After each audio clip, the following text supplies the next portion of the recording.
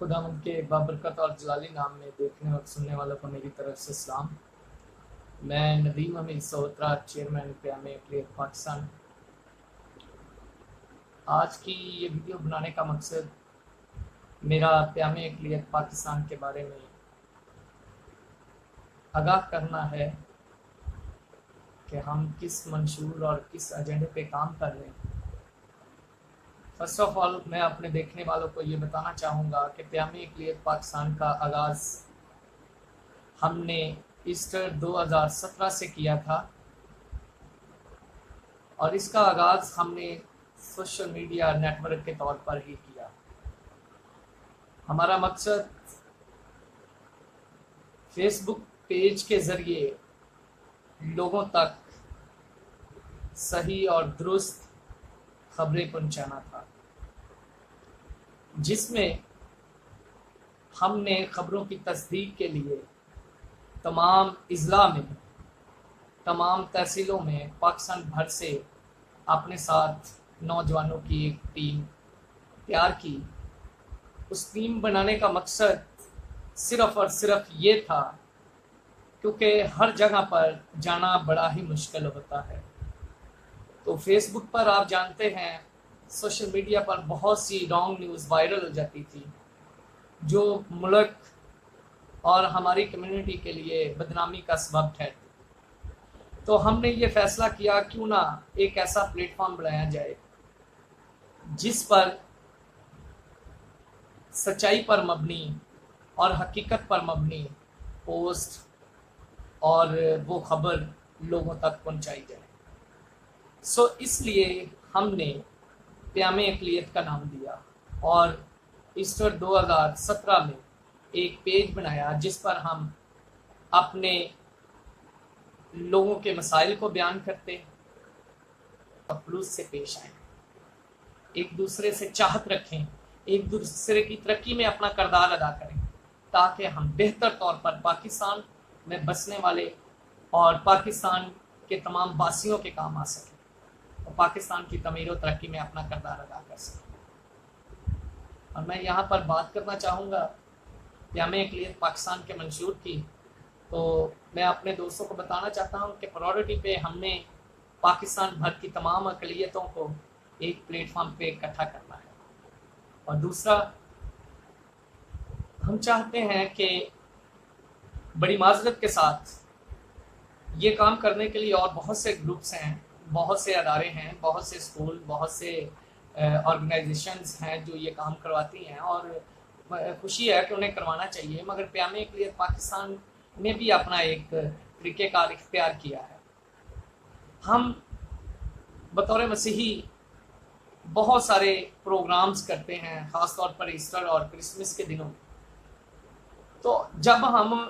Programmes کرتے ہیں تو ان میں ہم ٹیبلوز، خاکے، ڈراماز اور سنگنگ کے پروگرام اور ڈانسنگ پروگرام کرتے ہیں، اور میں سمجھتا ہوں کہ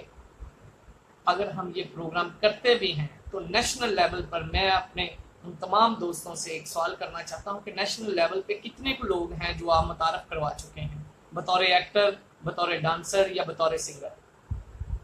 جبکہ ہم تو چھوٹی عمر سے ہی مسیحی ہوں یا ہندو ہوں،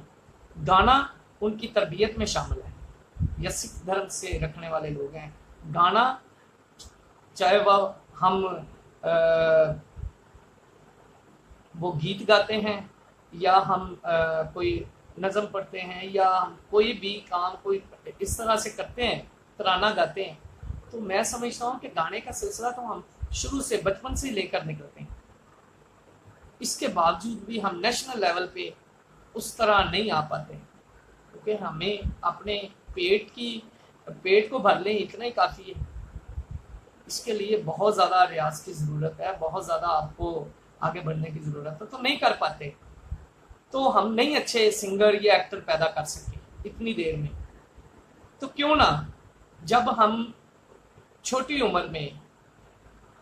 ایسا کیوں نہیں کرتے کہ ہم اپنے بچوں کے لیے تربیتی ورکشاپس کروائیں، سیمینارز کروائیں، سنڈے اسکول سسٹم کو ریگولر طریقے سے ہم چلائیں، تاکہ وہاں پر ہم اپنے بچوں کو کچھ سکھا سکیں، ان کو سننے کا حوصلہ دیں کہ بھائی آپ بیٹا آپ سنیں تاکہ آپ کل کو سنا بھی سکیں. ہم ان کے درمیان اسپیچز کروائیں, تقریری مقابلہ جات کروائیں تاکہ ہمارے بچے سامنے آ کر بول سکیں. یہ بہت بڑا فقدان ہے. میں اکثر جاتا ہوں, جب بھی پروگرامز میں جاتے ہیں, میرے نوجوان دکھ ہوتا ہے اس بات پہ جب ہم ان سے کہیں کہ بھائی آپ دعا کریں تو وہ کہتے ہیں یار میں نہیں کرتا, کسی اور سے کروا لیں, یا بھائی آپ دعا کر دیں, یا ان کو بولیں کہ بھائی اپنا تعارف کروا دیں تو وہ اپنا نام بتانے سے شرما رہے ہوتے ہیں. تو کیسے ہم اپنا حق مانگ سکتے ہیں؟ مجھے انتہائی افسوس کے ساتھ کہنا پڑتا ہے کہ جن لوگوں کو ہم اپنا نمائندہ چن لیتے ہیں, کونسلر چن لیا, یا انہیں ہم اپنا چیئرمین چن لیتے ہیں, یا زیادہ سے زیادہ تو کونسلرز تک ہی جا کر ہم محدود رہ جاتے ہیں, تو وہ لوگ جب اپنا نام تک نہیں بتا سکتے, وہ لوگ جب آپ اپنا تعارف نہیں صحیح طریقے سے کروا سکتے, وہ جب کونسل میں بیٹھے ہوں گے تو کیسے وہ اپنا حق مانگ سکتے ہیں؟ کیسے وہ کہہ سکتے ہیں کہ بھائی جب وہ سردار صاحب, رانا صاحب, ٹوانا صاحب یا فلاں صاحب بیٹھے ہوں گے تو ان کے سامنے کیسے کہہ سکتے ہیں کہ جو میرے حصے کا فنڈ ہے, جو میرے حصے کا کام ہے وہ مجھے دیا جائے؟ کیونکہ ان میں وہ بولنے کی ابیلٹی نہیں ہے, وہ انہوں نے تو ہمیشہ سننا سیکھا ہے, وہ کیسے کہہ سکتے ہیں؟ سو اس لیے میں چاہتا ہوں کہ پاکستان میں بسنے والے جتنے بھی بچے ہیں ان کی ٹریننگ اس طرح سے کی جائے تاکہ آنے والے دور میں ہمارے ساتھ یہ مسئلہ نہ رہے جو ہم ہر بار روتے ہیں کہ ہمیں قیادت کا فقدان ہے, ہمیں لیڈرشپ کا فقدان ہے. وہ میں سمجھتا ہوں کہ لیڈرشپ کا فقدان اسی طرح سے کمپلیٹ کیا جا سکتا ہے, اس کو اسی طریقے سے پورا کیا جا سکتا ہے کہ اگر ہم اپنے بچوں کو تربیت کریں, اپنے بچوں کو بہتر ایجوکیشن کی طرف لے کر جائیں, تب جا کر ہم بہتر طریقے سے اپنے قوم کی خدمت کر سکتے ہیں. اور دوسرا, ہم چاہتے ہیں کہ اب کیونکہ ہم نے یہ فیصلہ کر لیا ہے کہ پیام اقلیت کو بطور ویلفیئر بھی ہم کام کریں گے, تو اس میں سب سے پہلے ہم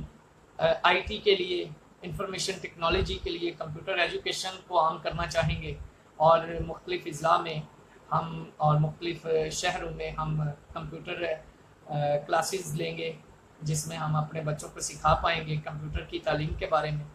اس کے علاوہ ہم انگلش لینگویج اکیڈمیز کا قیام کر رہے ہیں تاکہ وہاں پر ہمارے بچے انگلش کو اچھے طریقے سے جان سکیں. اور